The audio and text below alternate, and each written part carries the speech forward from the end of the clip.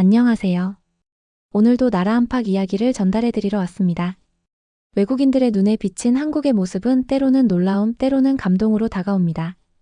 오늘은 미국 텍사스 주립대학교의 군사정치학 교수 제임스 스펜서가 한국을 바라보던 시각이 완전히 바뀌게 되는 놀라운 이야기를 소개해드리려고 합니다. 한국 방산업에 대한 편견을 가지고 있던 한 미국 교수가 어떻게 한국의 진정한 가치를 발견하게 되었는지 그 감동적인 여정을 함께 따라가 보실까요? 안녕하세요. 저는 미국 텍사스 주립대학교에서 군사정치학을 가르치고 있는 제임스 스펜서 교수입니다.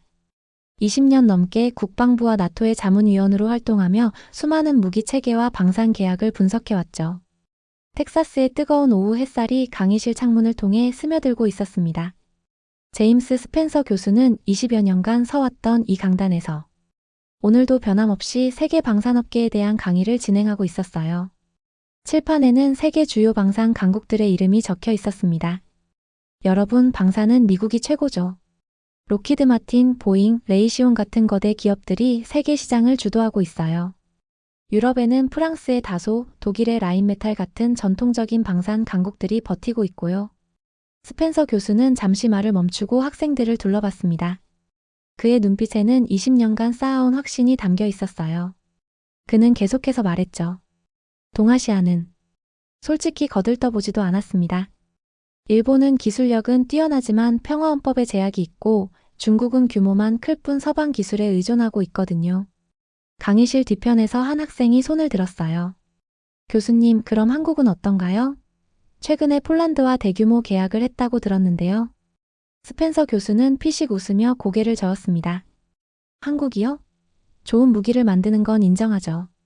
하지만 방산 수출이라는 건 단순히 무기를 파는 게 아니에요.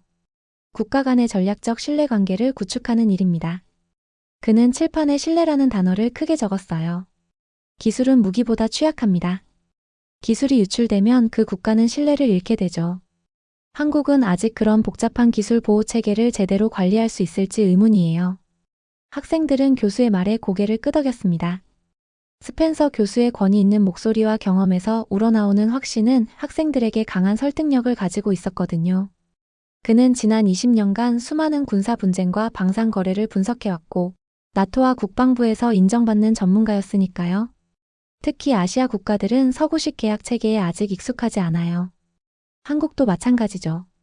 기술력은 인정하지만 신뢰의 체계를 구축하는 건 또 다른 문제입니다. 강의가 끝나고 스펜서 교수는 연구실로 돌아갔어요. 벽면을 가득 채운 서적들과 각종 군사 분석 보고서들 사이에서 그는 오늘도 변함없는 일상을 보내고 있었습니다. 그의 책상 위에는 최근 발간된 군사 전문지가 놓여 있었는데 표지에는 한국의 K2 흑표 전차 사진이 크게 실려 있었어요. 스펜서 교수는 그 잡지를 슬쩍 넘겨보며 혀를 찼습니다. 기술은 좋아 보이는데 과연 얼마나 갈까? 며칠 후 스펜서 교수는 평소와 같이 아침 커피를 마시며 국제 군사 뉴스를 확인하고 있었습니다. 그런데 한 기사가 그의 눈길을 사로잡았어요. 폴란드와 한국 간의 200억 달러 규모 방산 계약 체결 소식이었죠. 200억 달러라고? 스펜서 교수는 놀란 표정으로 기사를 자세히 읽어봤습니다. K2 흑표 전차, K9 자주포, FA50 경공격기까지 한국의 주력 무기들이 총망라되어 있었어요. 아시아 국가 중에서는 보기 드물게 큰 규모의 첨단 무기 수출 계약이었습니다. 스펜서 교수는 턱을 괴며 생각에 잠겼어요. 분명 놀라운 성과였지만 여전히 의구심을 떨칠 수 없었습니다. 기술은 좋을지 몰라도 과연 제대로 관리할 수 있을까? 그의 우려는 단순한 기술적 문제가 아니었어요. 현대의 방산 수출은 무기를 파는 것을 넘어서 국가 간의 전략적 신뢰관계를 구축하는 일이었거든요. 특히 첨단 무기 기술은 자칫 제3국으로 유출될 경우 원래 공급국의 안보에도 심각한 위협이 될 수 있었습니다. 스펜서 교수는 과거 터키가 러시아에 S-400 미사일 시스템을 도입했을 때 미국이 F-35 프로그램에서 터키를 즉시 배제시킨 사례를 떠올렸어요. 독일이 노드스트림 파이프라인을 강행했을 때도 미국은 관련 기업들에 대한 제재를 가했었죠. 기술 보안과 수출 통제가 방산 거래에서 가장 중요한 요소인데 한국이 과연 이런 복잡한 국제적 이해관계를 제대로 관리할 수 있을까? 그날 오후 강의에서 스펜서 교수는 학생들에게 이렇게 말했습니다.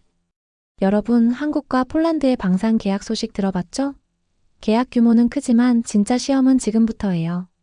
기술 보호와 신뢰 관리가 얼마나 잘 이루어지는지 지켜봐야 합니다. 한 학생이 질문했어요. 교수님, 그럼 한국이 실패할 가능성이 높다고 보시는 건가요? 스펜서 교수는 고개를 끄덕였습니다. 신흥 방산국들이 흔히 겪는 문제죠. 기술은 뛰어날 수 있어도 그것을 제대로 보호하고 관리할 수 있는 시스템 구축은 또 다른 차원의 문제거든요. 한국도 예외는 아닐 거예요. 스펜서 교수의 우려는 며칠 후 현실이 되는 듯 했습니다.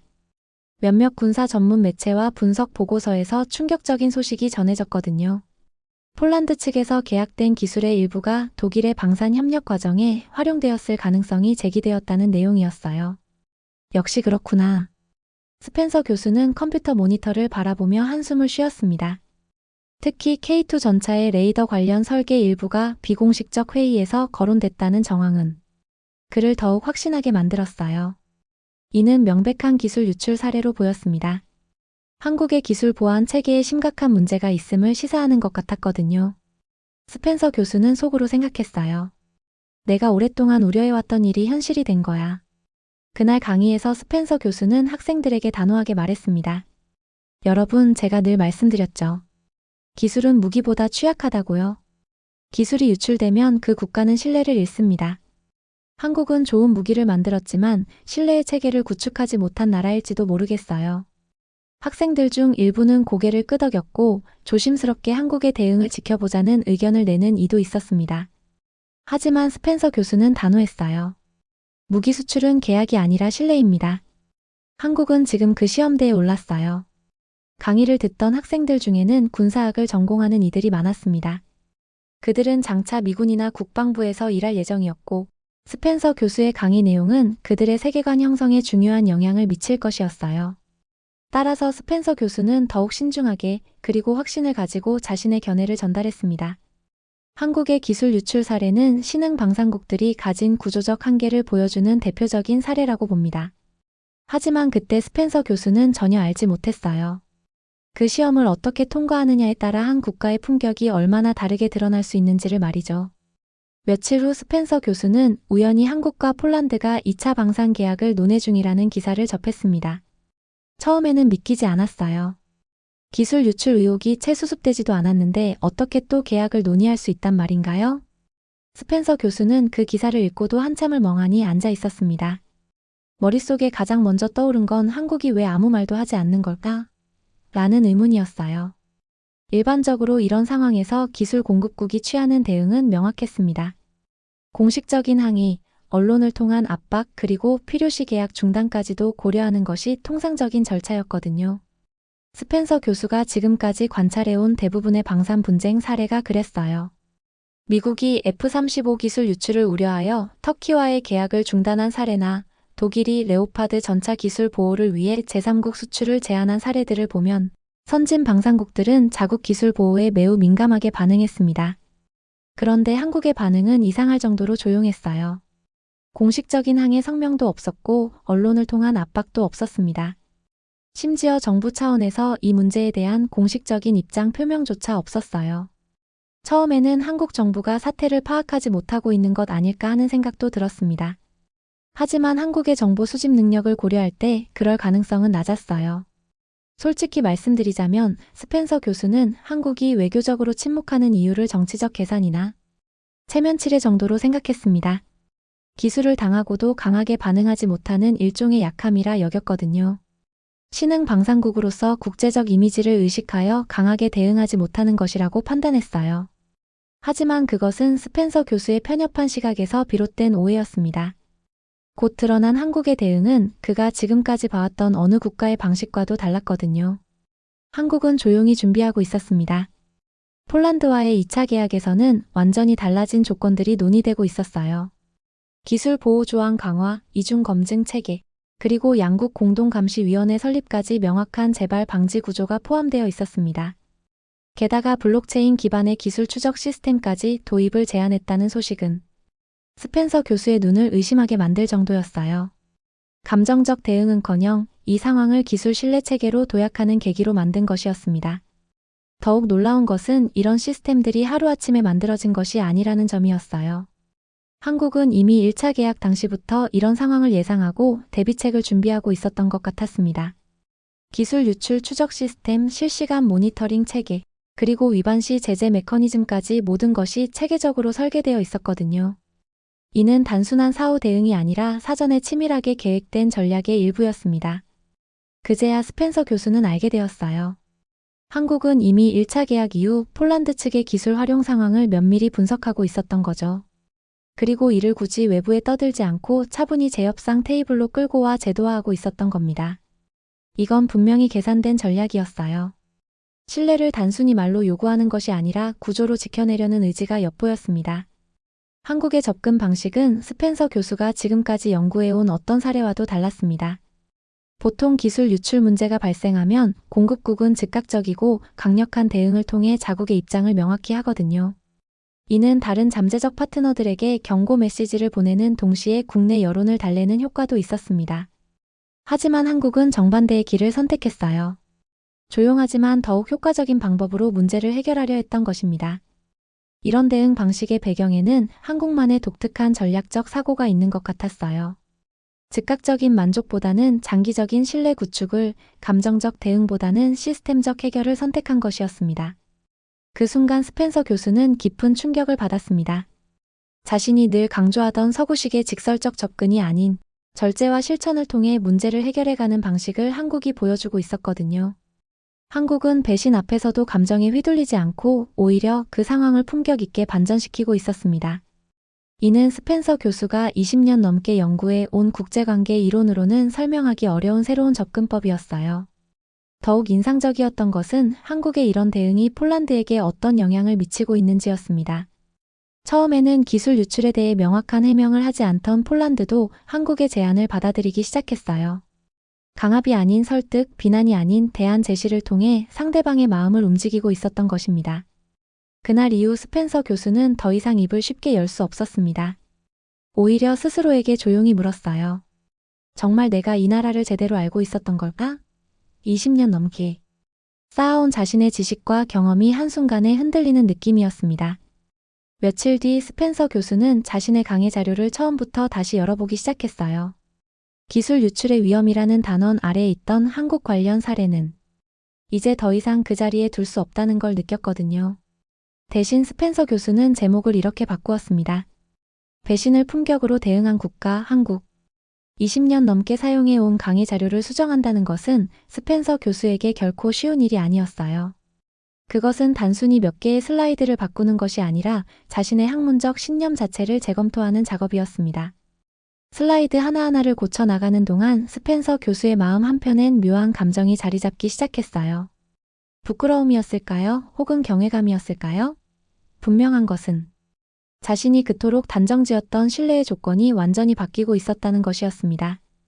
스펜서 교수는 늘 강한 국가는 배신 앞에서 단호하게 대응해야 한다고 가르쳐왔습니다. 그러나 한국은 달랐어요. 함부로 분노하지 않았고 스스로의 품위를 잃지 않았으며 시스템으로 신뢰를 회복해냈습니다. 스펜서 교수가 가장 먼저 수정한 것은 국제분쟁 대응 유형 분류였어요. 기존에는 강경 대응형, 협상 해결형, 회피형 등으로 분류했었는데 한국의 사례는 어디에도 맞지 않았습니다. 새로운 카테고리가 필요했어요. 건설적 해결형이라고 명명했습니다. 문제를 회피하지도 않고 감정적으로 대응하지도 않으면서 오히려 그 문제를 더 나은 시스템을 만드는 기회로 활용하는 방식 말이죠. 스펜서 교수는 회의적으로 바라보던 2차 계약 협상의 전말을 하나하나 분석했습니다. 그 안에는 분명히 정치도, 외교도, 국방도 아닌 사람 사이의 약속을 지키려는 진심이 담겨 있었어요. 한국은 그 누구보다도 철저하게 폴란드의 행동을 알고 있었지만 끝까지 감정적으로 흔들리지 않았습니다. 그리고 협상 테이블 위에 내민 것은 신뢰를 위한 설계도였어요. 이런 대응 방식은 지금까지 알고 있던 강대국의 모습과는 사뭇 달랐습니다. 한국이 제시한 2차 계약 조건들을 자세히 살펴보면서 스펜서 교수는 그들의 전략적 사고의 깊이에 놀라지 않을 수 없었어요. 단순히 기술 보호만을 위한 조치가 아니라 양국 간의 장기적인 신뢰관계를 구축하기 위한 종합적인 프레임워크였습니다. 공동감시위원회, 기술 이전 추적 시스템, 정기적인 컴플라이언스 체크, 그리고 위반 시 단계적 제재 메커니즘까지 모든 것이 체계적으로 설계되어 있었거든요. 특히 인상적이었던 것은 블록체인 기반의 기술 추적 시스템이었습니다. 이는 단순히 기술 유출을 방지하는 것을 넘어서 기술의 흐름을 투명하게 만들어 양국 간의 신뢰를 높이는 혁신적인 접근법이었어요. 기존의 방산 계약에서는 볼 수 없었던 새로운 개념이었습니다. 한국은 4차 산업혁명 기술을 방산 외교에 접목시킨 선구적인 사례를 만들어내고 있었던 거죠. 그리고 폴란드 측도 그 진심을 느낀 듯 했습니다. 그들은 공개적으로 사과하지는 않았지만 한국이 제시한 보호 조건을 전면 수용했어요.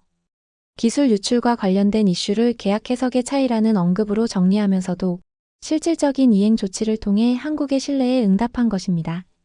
그것은 하나의 결과보다도 두 나라 사이에 새로운 기준의 신뢰 구조가 만들어지고 있다는 신호였어요. 폴란드의 변화된 태도는 한국의 접근 방식이 얼마나 효과적이었는지를 보여주는 증거였습니다. 만약 한국이 처음부터 강경하게 나갔다면 폴란드는 방어적인 자세를 취했을 것이고 양국 관계는 악화되었을 가능성이 높았어요. 하지만 한국의 품격 있는 대응은 폴란드로 하여금 스스로 문제를 인식하고 해결 방안을 모색하게 만들었습니다. 이 과정에서 스펜서 교수는 국제관계에서 품격이라는 요소가 얼마나 중요한지를 새롭게 깨달았어요. 기존의 국제관계 이론에서는 주로 힘의 균형, 경제적 이익, 전략적 가치 등이 주요 변수로 여겨졌습니다. 하지만 한국의 사례는 품격이 때로는 이런 전통적인 요소들보다 더 강력한 영향력을 발휘할 수 있음을 보여준 거죠. 그렇게 스펜서 교수는 자신의 강의 슬라이드의 마지막 페이지를 이렇게 바꾸었습니다. 기술은 흘러갈 수 있다. 그러나 신뢰는 설계할 수 있다. 그 문장을 보고 있는 스펜서 교수 자신에게도 묘한 울림이 느껴졌어요. 20년 넘게 군사 정치학을 연구하면서도 놓치고 있었던 중요한 진실을 발견한 기분이었습니다. 한국은 기술이 아니라 그 기술을 지킬 수 있는 국가의 자세를 수출하고 있었어요. 무기를 파는 것이 아니라 신뢰를 만드는 방법을 전수하고 있었던 것입니다. 그날 이후로 스펜서 교수는 자신의 수업 시간마다 한국의 사례를 꼭 언급하게 되었습니다. 학생들은 처음엔 의아해했어요. 기술 유출 논란이 있었던 나라 아닌가요? 왜 공개적인 항의도 하지 않았죠? 그런 질문이 나올 때마다 스펜서 교수는 조용히 고개를 끄덕이며 대답했습니다. 맞습니다. 기술은 유출되었고 폴란드는 계약의 정신을 어겼을 가능성이 높습니다. 그런데 여러분, 한국은 그 사실을 알고도 함부로 폴란드를 몰아세우지 않았어요. 대신에 철저한 제도적 대응을 준비했고 결과적으로 폴란드는 이를 전면 수용했죠. 이게 바로 품격 있는 대응입니다. 스펜서 교수는 이제 새로운 과목 21세기 신뢰 외교론 한국 모델의 이해를 개설하기로 결심했어요. 한국이 세계에 보여준 것은 단순한 성공 사례가 아니었습니다. 그것은 21세기 국제관계의 새로운 패러다임을 제시하는 것이었거든요. 힘의 논리가 아닌 신뢰의 논리, 대립이 아닌 협력, 단기적 이익이 아닌 장기적 관계를 중시하는 새로운 외교 철학이었습니다. 그리고 이런 접근 방식이 실제로 효과를 거두고 있다는 것을 입증해 보인 거죠. 스펜서 교수는 이제 확신합니다. 한국의 방식이 앞으로 더 많은 국가들에게 영감을 줄 것이고 궁극적으로는 더 평화롭고 신뢰할 수 있는 세계를 만드는 데 기여할 것이라고 말이에요.